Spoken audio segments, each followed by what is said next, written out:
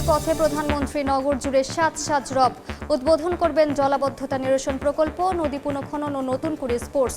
যোগ দেবেন সুধী সমাবেশে। সংবিধান সংশোধন বনাম সংস্কার প্যাচে রাজনীতি, বিশেষ কমিটিতে সাড়া না দিয়ে সংসদ ও রাজপথে সরব থাকার বার্তা বিরোধীদের। আলোচনায় সমাধান মেলার আশা সরকারি দলের।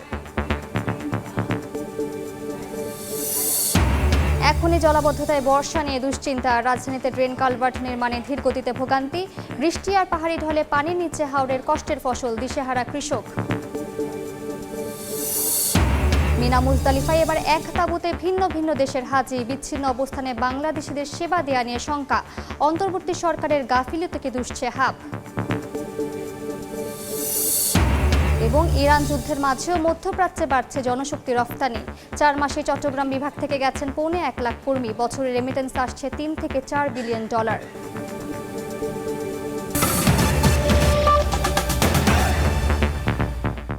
সময় সংবাদের সঙ্গে আছে আমি মালিহা সুহরওয়ার্দী। সিলেটে প্রধানমন্ত্রী তারেক রহমান, তার সফর ঘিরে নগরী জুড়ে উৎসবের আমেজ। নগরীর উন্নয়নে নতুন ঘোষণার আশা দলীয় নেতাকর্মী ও নগরবাসীর। সফর নির্বিঘ্ন করতে কঠোর নিরাপত্তার কথা জানিয়েছেন আইন শৃঙ্খলা বাহিনী। দিগেন সিংহের ছবিতে জয়ন্ত কুমার দাসের রিপোর্ট। দায়িত্ব গ্রহণের পর প্রথমবারের মতো সিলেট সফরে যাচ্ছেন প্রধানমন্ত্রী। হযরত শাহজালাল রহমতুল্লাহি আলাইহির মাজার জিয়ারত, সিটি কর্পোরেশনের জলাবদ্ধতা নিরসন প্রকল্প উদ্বোধন, বাসিয়া নদীর পুনঃখননের উদ্বোধনের কথা রয়েছে তারেক রহমানের। প্রধানমন্ত্রীর সফর ঘিরে নগর জুড়ে নেওয়া হয়েছে ব্যাপক প্রস্তুতি। গুরুত্বপূর্ণ সড়ক ও স্থাপনাগুলোতে চলছে সৌন্দর্য বর্ধনের কাজ। নির্মাণ করা হচ্ছে তোরণ, টাঙ্গানো হচ্ছে ব্যানার, ফেস্টুন। দলীয় প্রধানের আগমনের খবরে উচ্ছ্বসিত নেতাকর্মীরা। তারা বলছেন, এ সফরে সিলেটের উন্নয়নে নতুন দিগন্ত খুলবে। অনেক বেশি উজ্জীবিত এই কারণে যে আমরা সিলেটের মানুষ গত 1.5 দশক উন্নয়ন বঞ্চিত ছিল। বুক বেড়ে আছি যে আমাদের মাননীয় প্রধানমন্ত্রী, উনি আমাদের প্রিয় নেতা, প্রিয় মানুষ। আমরা সবাই বিশ্বাস করি উনি আসলে সিলেটের জন্য অন্তত একটা সুবাতাস বইবে। এবারের কর্মসূচিতে কোনো জনসভায় বক্তৃতা দেবেন না প্রধানমন্ত্রী। অংশ নেবেন একাধিক সভায়। এছাড়া জেলা স্টেডিয়ামে উদ্বোধন করবেন নতুন করে স্পোর্টসের। এখন পর্যন্ত সবকিছু সুন্দরভাবে এগোচ্ছে এবং প্রস্তুত সিলেটবাসী। সিলেটকে জলাবদ্ধতা থেকে নিরসন করা, সুরমা নদীকে যাতে পানি প্রবাহ আমরা সচল রাখতে পারি, এগুলো সবগুলো নিয়ে কম্প্রিহেন্সিভ আমরা একটি প্রকল্প নিয়েছি। এই প্রকল্পটির উনি ভিত্তিপ্রস্তর দিবেন। এদিকে সফর নির্বিঘ্ন করতে কঠোর নিরাপত্তা ব্যবস্থা নিয়েছে আইন শৃঙ্খলা রক্ষা বাহিনী। নিরাপত্তার মূল দায়িত্ব পালন করবে স্পেশাল সিকিউরিটি ফোর্স। সহযোগী হিসেবে প্রেসিডেন্টস গার্ড রেজিমেন্ট, পুলিশ এবং অন্যান্য আরও সহযোগী সংগঠনগুলো থাকবে। শনিবার সন্ধ্যা 7টার ফ্লাইটে ঢাকা ফেরার কথা রয়েছে প্রধানমন্ত্রীর। জয়ন্ত কুমার দাস, সময় সংবাদ, সিলেট। সিলেটে পৌঁছেছেন প্রধানমন্ত্রী তারেক রহমান। এই মুহূর্তে ওসমানী আন্তর্জাতিক বিমানবন্দরে আছেন সহকর্মী ইকরামুল কবির এবং নগরীর দরগা এলাকায় আছেন সহকর্মী আমিনুল ইসলাম। সরাসরি প্রথমেই যাচ্ছি ইকরামুল কবিরের কাছে। সিলেট ওসমানী আন্তর্জাতিক বিমানবন্দরের 9:40 দিকে প্রধানমন্ত্রী তারেক রহমানকে বহনকারী ইউএস বাংলার ফ্লাইটটি অবতরণ করেন। এখন কিছু সময়ের মধ্যেই সেই সবার আগে বাংলাদেশ সেই বাস করেই তিনি শহরের দিকে যাবেন। এর প্রথম যদি বলি, আজকে প্রধানমন্ত্রীর যে কর্মসূচি রয়েছে সেটা হচ্ছে কি, এই বিমানবন্দর থেকে তিনি সরাসরি চলে যাবেন হযরত শাহজালাল রহমতুল্লাহ আলাইহির মাজারে। সেখানে মাজার জিয়ারত করার পরেই তিনি যাবেন কিং ব্রিজ সংলগ্ন যে সুরমা নদী, সেই সুরমা নদীর পাশেই একটি জলাবদ্ধতা দূরীকরণের সিটি কর্পোরেশনের একটি প্রকল্প, সেটি উদ্বোধন করবেন। সেই উদ্বোধন করার পরপরই তিনি সেখান থেকে চলে আসবেন একটি সুধী সমাবেশে, নগর ভবন, সিটি কর্পোরেশন নগর ভবন। সেখানে একটি সুধী সমাবেশে তিনি যোগদান করবেন। এই সুধী সমাবেশে যোগদান করার পরে সেখান থেকে চলে যাবেন সিলেট সদর উপজেলার বাসিয়াখাল এলাকায়। সেই বাসিয়াখালের খনন কাজ উদ্বোধন করবেন। বাসিয়াখালের খনন কাজ উদ্বোধন করার পর সেখান থেকে চলে আসবেন তিনি সিলেট সার্কিট হাউজে। সিলেট সার্কিট হাউজে মধ্যাহ্নভোজ এবং বিশ্রামের পর 3টার সময় যেটি একটি মূল প্রোগ্রাম, মূল অনুষ্ঠান নতুন কুড়ি স্পোর্টস, সেই নতুন কুড়ি স্পোর্টসের উদ্বোধন করবেন সিলেট জেলা স্টেডিয়াম থেকে। সিলেট জেলা স্টেডিয়ামে 3টার সময় সেই ইভেন্টের উদ্বোধন হওয়ার কথা রয়েছে এবং সেই ইভেন্ট উদ্বোধন করার পরপরই তিনি চলে যাবেন 5টার দিকে সিলেট শিল্পকলা একাডেমিতে দলীয় নেতাকর্মীদের সাথে, বিশেষ করে যারা ঊর্ধ্বতন নেতারা আছেন তাদের সাথে একটি সবাই মিলিত হবেন। সেটা হচ্ছে গিয়ে সিলেট শিল্পকলা একাডেমি মিলনায়তনে। তার পরপরই 7টায় সেখান থেকে তিনি বিমানে ওসমানী আন্তর্জাতিক বিমানবন্দরে আসবেন। তারপর তিনি ঢাকার উদ্দেশ্যে ছেড়ে যাবেন। মোটামুটি দিনব্যাপী আজকে এই সকাল থেকে প্রায় রাত্র পর্যন্ত সিলেটে তিনি অবতরণ করবেন। সিলেটে অবতরণ করা অবস্থায় বেশ কিছু অনুষ্ঠানে তিনি অংশগ্রহণ করবেন। মোটামুটি প্রধানমন্ত্রী সিলেট আগমনকে কেন্দ্র করে পুরো সিলেট একটি শ্বাস রব আমরা দেখতে পাচ্ছি। পুরো নগরীকে সাজানো হয়েছে, বিভিন্ন রঙে সাজানো হয়েছে। বিশেষ করে সিটি কর্পোরেশনের যে আইল্যান্ডগুলো আছে সেই আইল্যান্ডগুলোকে বিভিন্নভাবে সাজানো হয়েছে। আমরা দেখতে পাচ্ছি যে প্রস্তুত করা হচ্ছে। কিছু সময় মধ্যেই প্রধানমন্ত্রী তারেক রহমান এই ওসমানী আন্তর্জাতিক বিমানবন্দর ত্যাগ করবেন। তারই সর্বশেষ প্রস্তুতি নেওয়া হচ্ছে এবং এই প্রস্তুতি আমরা দেখতে পাচ্ছি যে আইনশৃঙ্খলা বাহিনী বিভিন্ন স্তরের সদস্যদেরকে প্রস্তুত করা হয়েছে। আমরা কিছু সময়ের মধ্যেই দেখব যে বহনকারী যে বাসটি, সেই বাসটি আমরা দেখেছি 8:30টার দিকে এই ওসমানী আন্তর্জাতিক বিমানবন্দরে আসে এবং তার যে প্রোটোকলের যে গাড়িগুলো আছে সব সহ সেই গাড়িটি তৈরি করা হয়েছে। আমরা দেখতে পাচ্ছি যে অল্প কিছু সময়ের মধ্যেই প্রধানমন্ত্রীর যেই গাড়িটি, সেই গাড়িটি তৈরি করা হচ্ছে এবং গাড়িটি এখন বেরিয়ে আসবে হয়তো অল্প কিছু সময়ের মধ্যেই। আমরা কাছাকাছি যেতে পারছি না বিভিন্ন বাধ্যবাধকতার কারণে। আমরা দূর থেকে যেটা দেখতে পাচ্ছি সেটা হচ্ছে গিয়ে যে প্রধানমন্ত্রীর বহনকারী যে গাড়িটি, বাসটি যেটি, সেটি ইতিমধ্যে প্রস্তুত করা হয়েছে এবং প্রস্তুত করে অপেক্ষা করছে। প্রধানমন্ত্রী গাড়িতে ওঠার সাথে সাথে সেই বাসটি বা সিলেট নগরীর দিকে যাবে এবং সিলেট নগরীতে ওসমানী আন্তর্জাতিক বিমানবন্দরে প্রধানমন্ত্রী ইতিমধ্যে বাসে ওঠার প্রস্তুতি নামছে। বিমানবন্দরে নেমে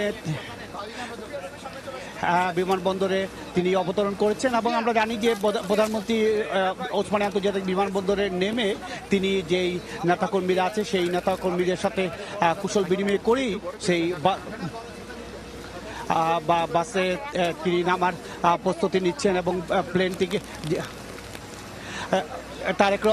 তারেক রহমানের আমরা এইমাত্র দেখতে পাচ্ছি যে ইউএস বাংলা থেকে বাংলা যেই ফ্লাইট, সেই ফ্লাইট থেকে ওসমানী আন্তর্জাতিক বিমানবন্দরে তিনি নামছেন এবং সেইখান থেকে তিনি নেমেই ওসমানী আন্তর্জাতিক বিমানবন্দরে আর যেই টার্মিনাল ভবন, সেই টার্মিনাল ভবন নামবেন। এখনই টার্মিনাল ভবন ঢুকে কিছু সময়ের মধ্যেই আমরা যে বাসটি আছে সবার আগে বাংলাদেশ, সেই সবার আগে বাংলাদেশ বাসে করে তিনি শহরের দিকে যাবেন।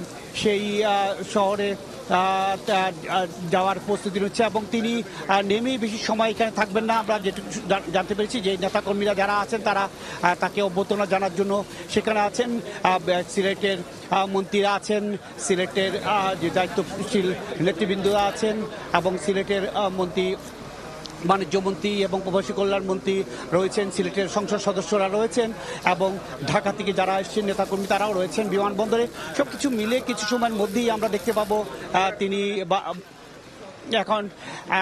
এখন আমরা এই মুহূর্তে দেখতে পাচ্ছি যে প্রধানমন্ত্রী তারেক রহমান নেতাদের সাথে সিলেটের যারা নেতা আছেন, যারা মন্ত্রী আছেন, যারা এমপি আছেন তাদের সাথে হাত মিলাচ্ছেন, কুশল বিনিময় করছেন এবং কুশল বিনিময় করার পরপরই তিনি বাসে উঠে যাবেন এবং এই প্রায় সবাই এখন বিমানবন্দরে আছেন।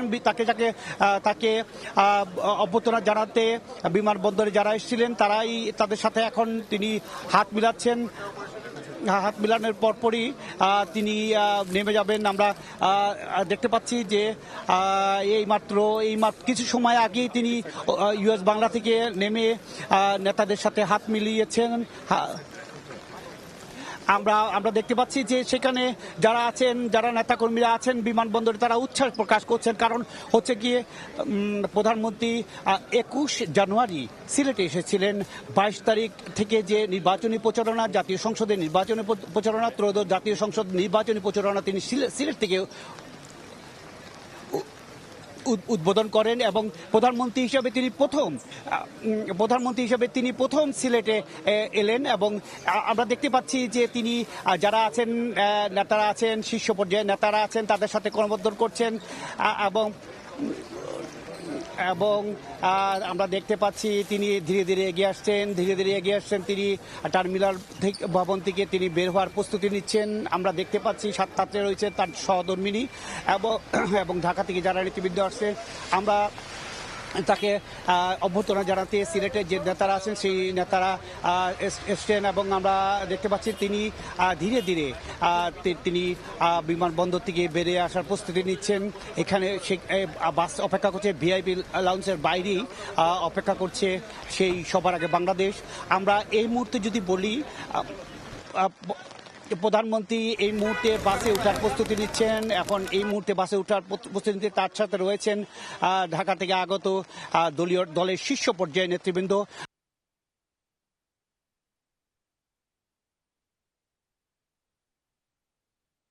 তিনি উঠে গেছেন এবং বাসে উঠে অন্যান্য যারা আছেন তার সফরসঙ্গী, তাদেরকে তিনি বাসে আগে তুলে তিনি বাসে উঠে গেছেন এবং এই মুহূর্তে একেবারে আমরা বাসে ছাড়ার মুহূর্তের সময়টিতে আমরা আছি। এই মুহূর্তে বলে রাখা প্রয়োজন যে 22 জানুয়ারি ত্রয়োদশ জাতীয় সংসদ নির্বাচনে তিনি সিলেট থেকে নির্বাচনী প্রচারণা শুরু করেন এবং প্রধানমন্ত্রী হিসেবে তিনি এই প্রথম সিলেটে সফর করছেন এবং তার এই সফরকে ঘিরে শুধুমাত্র এই বিমানবন্দর নয়, গোটা সিলেট জুড়েই। যুক্ত ছিলাম ওসমানী আন্তর্জাতিক বিমানবন্দরে। ত্রয়োদশ সংসদের প্রথম অধিবেশন শেষ হলেও সংবিধান সংশোধন বনাম সংস্কার প্যাচে আটকা রাজনীতি। সংশোধন নয়, সংস্কার চায় বিরোধী দল। এজন্য সংসদ ও রাজপথ সরব থাকার বার্তা তাদের।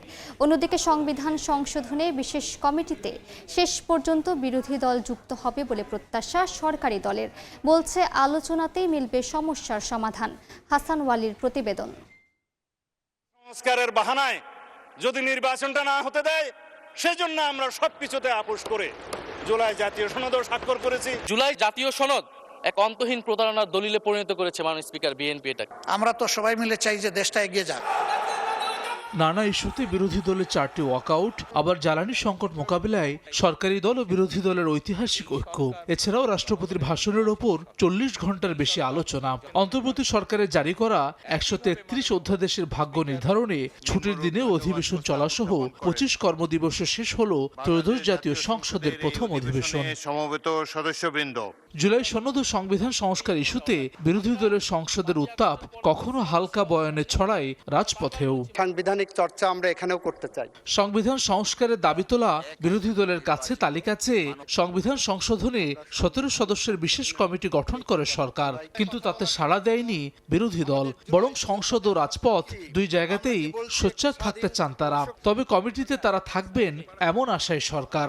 সংশোধনী তো যে কোনো সময় করা যায়, কিন্তু আমরা তো জুলাই আগস্টে গণ অভ্যুত্থান হয়েছে তো একটা সংস্কারের জন্য। জনগণের কথাটাকেই সরকারের কানে পর্যন্ত পৌঁছানোর জন্য আমাদের রাজপথের যে কর্মসূচি 11 দলীয় জোট হিসেবে সে কর্মসূচি আমাদের অব্যাহত থাকবে। গণতন্ত্র রক্ষার জন্য ওনারা সরকারি দলকে পজিটিভলি সহায়তা করবেন। রাজপথের সমস্যা হবে না, আলোচনার সমস্যা সমাধান করতে হবে, সবাই পজিটিভ হতে হবে। সংবিধান সংশোধনী প্রক্রিয়ায় বিরোধী দল অংশ নেবে কিনা তা নিয়ে চূড়ান্ত সিদ্ধান্ত নীতি নির্ধারণী বৈঠকে নিতে চায় বিরোধী দল, আর আলোচনায় সমাধান দেখছে বিএনপি। ওনারা প্রস্তাব একটা দিয়েছে, আমরা সময় নিচ্ছি, জামাতের নীতি নির্ধারণী বৈঠক বসে এরপরে ঠিক করবে আমরা কয়জন যাব, কিভাবে যাব বা যাব না। আমরা এগুলো তো আলাপ আলোচনার মাধ্যমে সব সমস্যার সমাধানের কথা আমাদের পক্ষ থেকে, বিএনপির পক্ষ থেকে বলা হচ্ছে। আমরা আশা করব তারা তাদের নামগুলো দেবে এবং সংবিধান সংশোধনের যে বিষয়গুলো আছে আমরা একটা ঐক্যমতের পরিপ্রেক্ষিতে করার চেষ্টা করা হবে। 1 জুন সংসদের দ্বিতীয় অধিবেশন শুরুর কথা রয়েছে। সংশ্লিষ্টদের প্রত্যাশা এর মধ্যেই কেটে যাবে জুলাই সনদ বাস্তবায়ন সংক্রান্ত মতভেদ ও রাজনৈতিক সংকট। হাসান ওয়ালি, সময় সংবাদ, ঢাকা। সময় সংবাদে আরও থাকছে। সমুদ্রের হাওয়ায় ঘুরছে টারবাইন, কক্সবাজারে তৈরি হচ্ছে বিদ্যুৎ। প্রতি ঘন্টায় জাতীয় গ্রিডে 30 থেকে 66 মেগাওয়াট সরবরাহ, ঢেউ ভিত্তিক উৎপাদনের জন্য সম্ভাবনাময়।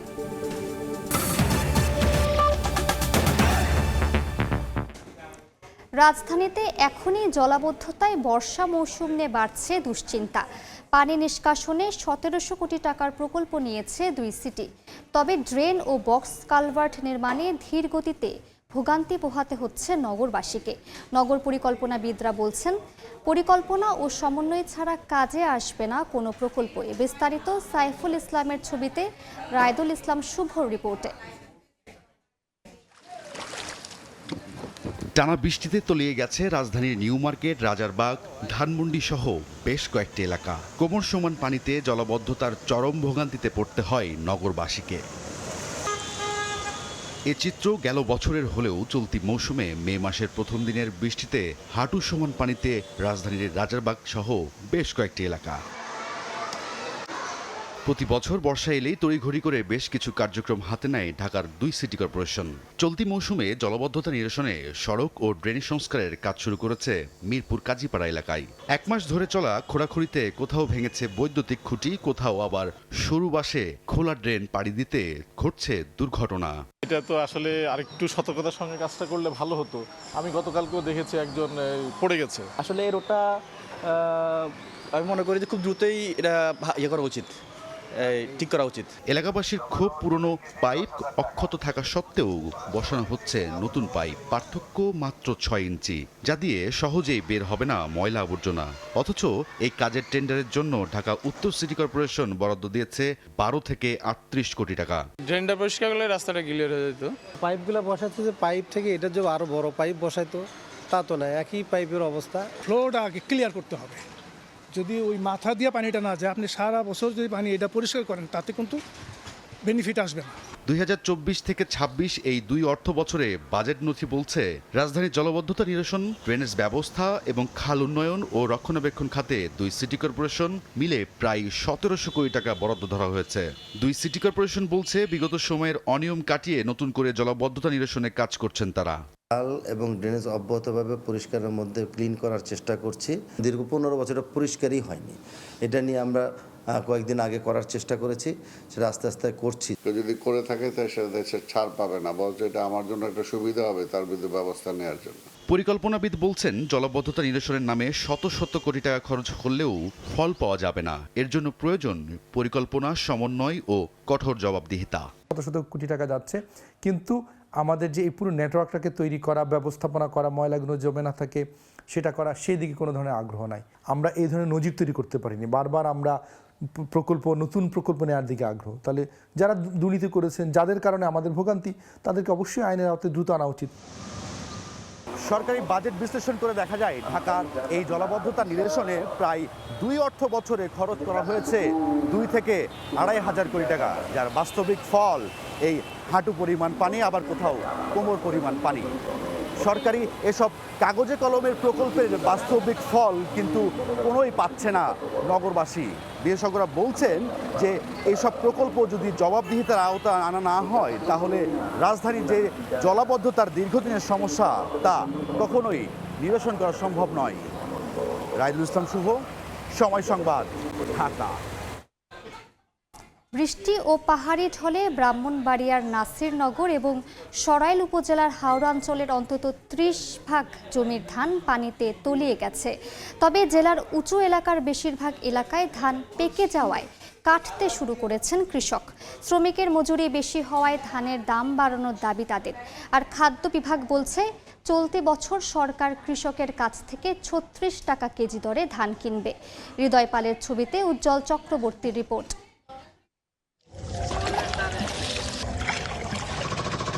হাওড়ের বিস্তীর্ণ এলাকা জুড়ে জলাবদ্ধতা, ডুবে যাওয়া ধান কাটছেন কৃষক। চলতি সপ্তাহের টানা বৃষ্টি ও পাহাড়ি ঢলে ব্রাহ্মণবাড়িয়ার নাসিরনগর এবং সরাইল উপজেলার হাওর অঞ্চলের অন্তত 30 ভাগ জমির ধান পানিতে তলিয়ে গেছে। বর্তমানে পাকা ও আধা পাকা ধান কাটছেন কৃষক। তবে অনেক ধান কাটার মতো অবস্থা না থাকায় লোকসানের আশঙ্কা তাদের। খুব কষ্ট করে আমরা ধান উড়াইতেছি, অনেক ধান থাকবো পানি চলে। বৃষ্টির পানিতে এই ধানের জমি তুলে যাওয়াতে আমাদের ক্ষেত কাটাতে অনেক কষ্ট হইতেছে। হাওরের বাইরে জেলা উঁচু এলাকার চিত্র অবশ্য ভিন্ন। বেশিরভাগ এলাকায় ধান পেকে যাওয়ায় কাটতে শুরু করেছেন কৃষক। তবে শ্রমিকের মজুরি বেশি হয়, ধানের দাম বাড়ানোর দাবি তাদের। কামলা হয়েছে 1200-1500 আর ধান হয়েছে 700-800। লেবার ভাড়া দিয়ে গেট আমরা সমান সমান, কোনো লাভ নাই। ধানে ধরলে 800 গৃহস্থ কেন করে হারাতে হবে। কৃষি বিভাগ বলছে এবছর জেলায় ধানের আবাদের লক্ষ্যমাত্রা ছাড়িয়ে গেছে। বৃষ্টি থেমে গেলে হাওর অঞ্চলে সব ধান কাটা সম্ভব। আর জেলা খাদ্য বিভাগ জানান, চলতি বছর সরকার কৃষকের কাছ থেকে 36 টাকা কেজি দরে ধান কিনবে। ধানের ফলন ভালো হয়েছিল, আবহাওয়া অনুকূলে ছিল, কোনো রোগবালাই তেমন একটা সমস্যা হয় নাই। আশা করি কৃষক ফসল ঘরে তুলতে পারলে তারা লাভবান হবে। ধানের মূল্য হলো প্রতি কেজি 36 টাকা কেজি। প্রত্যেক কৃষক সর্বোচ্চ 3 মেট্রিক টন ধান দিতে পারবে। বিগত সময়ে আমাদের ব্রাহ্মণবাড়িয়া জেলায় যে কৃষকগণ আমাদের সরকারি গুদামে ধান দিয়েছেন তারা অভ্যস্ত। আশা করা যায় এবারও আমরা সফল হতে পারব। কৃষি বিভাগের তথ্য মতে চলতি মৌসুমে ব্রাহ্মণবাড়িয়ায় 4,90,000 মেট্রিক টন বোরো ধান উৎপাদনের লক্ষ্যমাত্রা নির্ধারণ করা হয়েছে। উজ্জ্বল চক্রবর্তী, সময় সংবাদ, ব্রাহ্মণবাড়িয়া। এবার হজ যাত্রায় ভোগান্তি না থাকলেও মিনা মুজদালিফায় অবস্থানকালে সেবা নিয়ে শঙ্কায় খোদ হজ এজেন্সিগুলোর সংগঠন হাব। একই তাঁবুতে বিভিন্ন দেশের নাগরিকদের থাকার ব্যবস্থা করার কারণে এমন শঙ্কা সংগঠনটির। এজন্য সৌদি সরকারের অনলাইন বুকিং সিস্টেমকে দায়ী করছে ধর্ম মন্ত্রণালয়। তবে হাব বলছে নির্ধারিত সময়ের মধ্যেই প্রতি হজ যাত্রীর জন্য 3.5 লাখ টাকা দিলেও জমা দিতে দেরি করে অন্তর্বর্তী সরকার। এতে বিচ্ছিন্ন হয়ে অবস্থান করতে হবে হজ পালনকারীদের। সমাধানে এখনও আলোচনা করে যাচ্ছে সরকার ও হাব। কাজল আব্দুল্লাহর রিপোর্ট।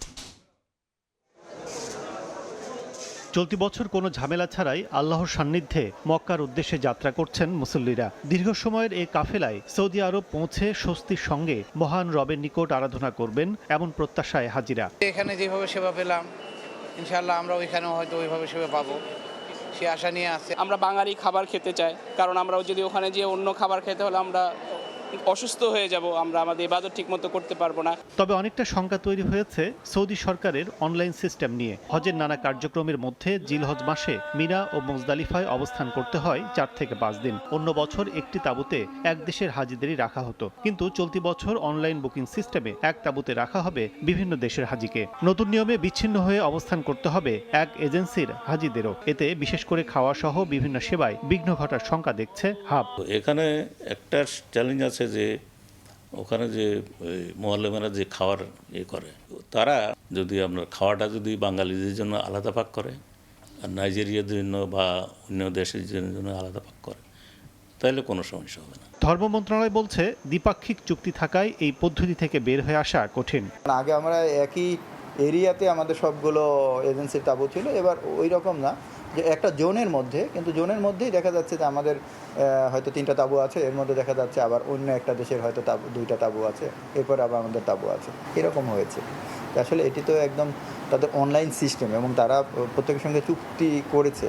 তবে হাব সভাপতির অভিযোগ, 6 মাস আগে অন্তর্বর্তী সরকার তাঁবু ও কোরবানি ফি বাবদ প্রতি হাজির জন্য 3.5 লাখ টাকা নির্ধারিত সময়ে জমা না দেয় তৈরি হয়েছে এই জটিলতা। এটা সরকারের মাধ্যমে আমরা তাঁবুটা সরকারের খাতে আমরা টাকাটা দিয়ে দিচ্ছি, কিন্তু সরকার ডিউ টাইমে টাকাটাই দেয় নাই। না দেওয়ার কারণে আমরা তাঁবুটা বিচ্ছিন্নভাবে পাইছি, একগুচ্ছভাবে আমরা পাইনি। আমাদের সরকার পক্ষ থেকে এ বিষয়ে একটা আধা সরকারি পত্র প্রেরণ করা হয়েছে। হাবের দাবি, হজের দ্বিপাক্ষিক ইস্যুগুলোর বিষয়ে ধর্ম মন্ত্রণালয়ের সংশ্লিষ্ট বিভাগের কর্মকর্তারা বেশি অভিজ্ঞ।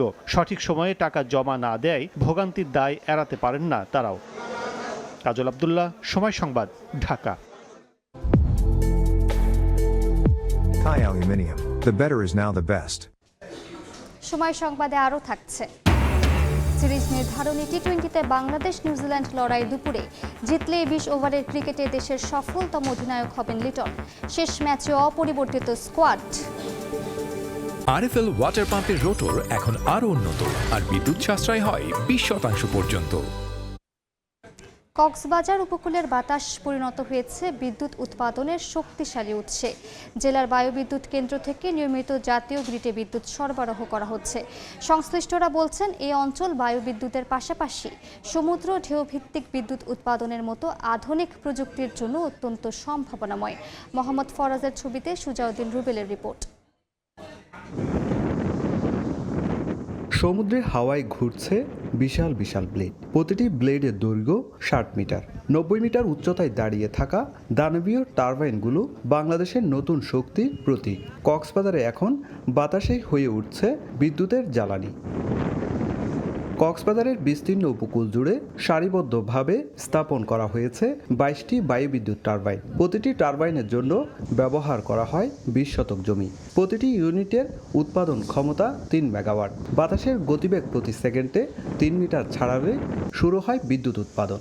গ্রিডে প্রতিনিয়ত বিদ্যুৎ সরবরাহ দিয়ে যাচ্ছে এবং যে পরিমাণ বিদ্যুৎটা দিচ্ছে এখন অ্যাভারেজে প্রায় 30 মেগাওয়াটের উপরে প্রতি ঘন্টায় আমরা গ্রিডে বিদ্যুৎ দিতে পারতেছি। সংশ্লিষ্টরা বলছেন এটি সম্পূর্ণ নবায়নযোগ্য জ্বালানি প্রকল্প, যেখানে শুধু প্রাকৃতিক বাতাসের শক্তি রূপান্তর করা হয় বিদ্যুতে। শীতকালে বিদ্যুৎ উৎপাদন কম হলেও গ্রীষ্মকালে বায়ুচাপ বেশি থাকায় বর্তমানে ঘন্টায় গড়ে 30 থেকে 66 মেগাওয়াট বিদ্যুৎ নিয়মিতভাবে জাতীয় গ্রিডে সরবরাহ করা হচ্ছে। এই প্রযুক্তিতে বাংলাদেশে আসাতে আমাদের আরও কিছু সম্ভাবনা চারদিকে রয়েছে সমুদ্র বেষ্টিত করে, সেদিকে আমরা এগুলোকে সম্প্রসারণ করলে আমরা আরও বেশি সুফল পাব।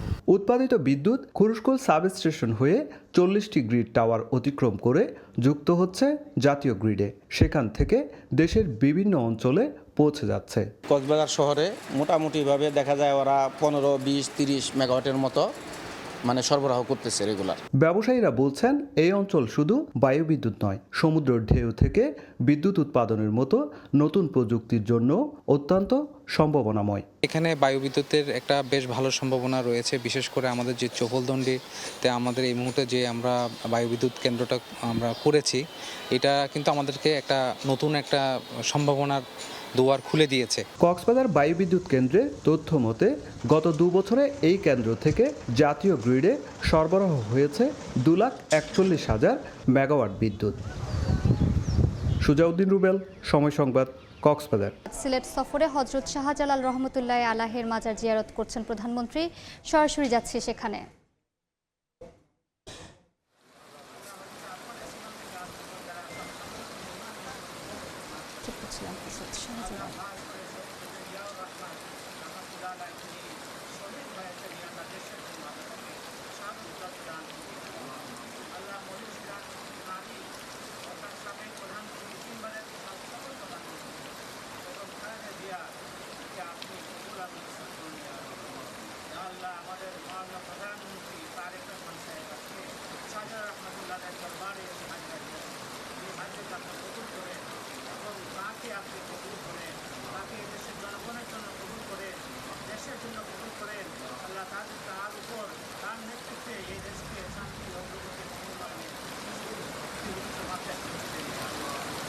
মানুষ যেন আজকে আমরা যে এই বৃষ্টির দিনে বন্যা হচ্ছে, বন্যা থেকে আপনি আমাদেরকে মান আল্লাহ আমাদের গুণাকে মান করে দিন।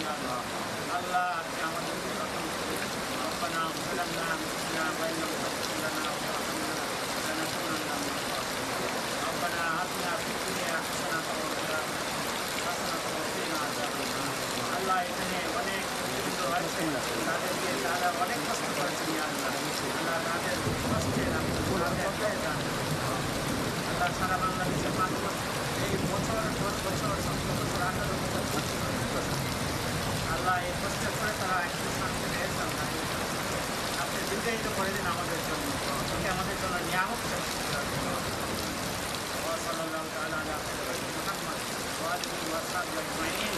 আল্লাহ আপনি সাজা রহমতুল্লাহ বাড়িয়ে দিন।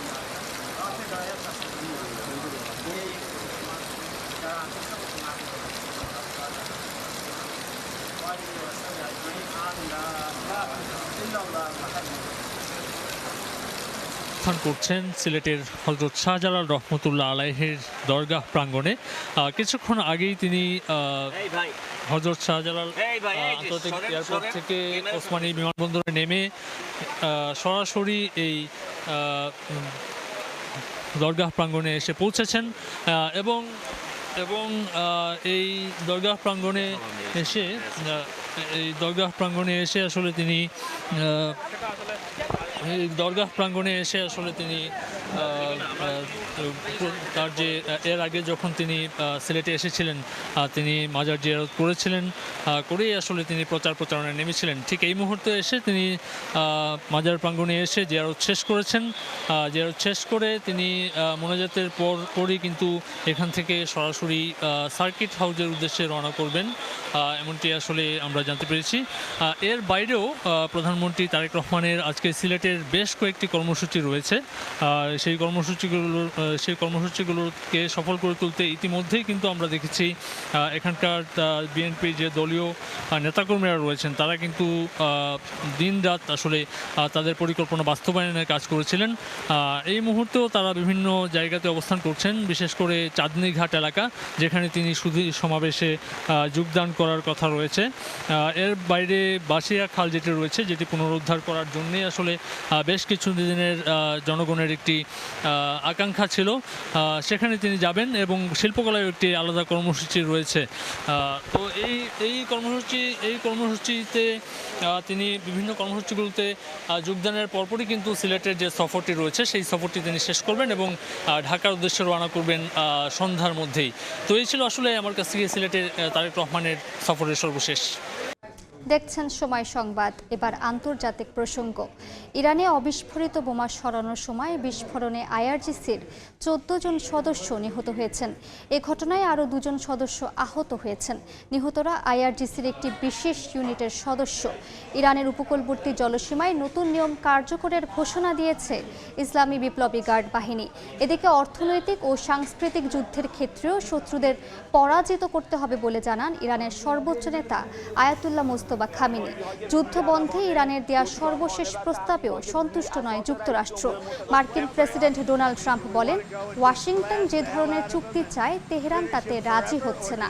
তাই যুক্তরাষ্ট্রের উদ্দেশ্য অর্জন না হওয়া পর্যন্ত ইরান যুদ্ধ বন্ধ হবে না। সময় সংবাদ। বাংলাদেশ নিউজিল্যান্ড টি-20 সিরিজের খবর। লিটন দাসের নেতৃত্বে আরও একটা সিরিজ জয়ের সুযোগ টাইগারদের সামনে। তৃতীয় ও শেষ টি-20তে আজ মুখোমুখি হবে বাংলাদেশ নিউজিল্যান্ড। মিরপুরে ম্যাচ শুরু দুপুর 2টায়। নিউজিল্যান্ডের বিপক্ষে এর আগে কখনোই এক সফরে একাধিক সিরিজ জেতেনি টাইগাররা। এই টি-20 সিরিজ জিতলে অধিনায়ক হিসেবেও সবাইকে ছাড়িয়ে দেশের সফলতম টি-20 অধিনায়ক হবেন লিটন। তবে চিন্তার কারণ সাইফ হাসানের ফর্ম। চট্টগ্রামের রেকর্ড রান তাড়ার দিনেও স্বাচ্ছন্দ্যে খেলতে পারেননি এই ওপেনার।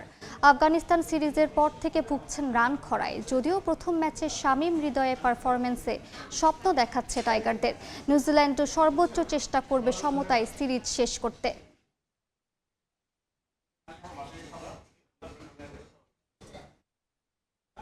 এ পর্যায়ে শীর্ষ সংবাদগুলো জানিয়ে দিচ্ছি আরেকবার। সিলেটে হযরত শাহজালালের মাজার জিয়ারত করলেন প্রধানমন্ত্রী। উদ্বোধন করবেন নদী পুনঃখনন ও নতুন করে স্পোর্টস সহ একাধিক উন্নয়ন প্রকল্পের। যোগ দেবেন সুধী সমাবেশে। সংবিধান সংশোধন বনাম সংস্কার প্যাচে রাজনীতি। বিশেষ কমিটিতে সাড়া না দিয়ে সংসদ ও রাজপথে সরব থাকার বার্তা বিরোধীদের। আলোচনায় সমাধান মেলার আশা সরকারি দলের। এবং এখনই জলাবদ্ধতায় বর্ষা নিয়ে দুশ্চিন্তা। রাজধানীতে ড্রেন কালভার্ট নির্মাণে ধীর গতিতে ভোগান্তি। বৃষ্টি আর পাহাড়ি ঢলে পানির নিচে হাওড়ের কষ্টের ফসল। দিশেহারা কৃষক।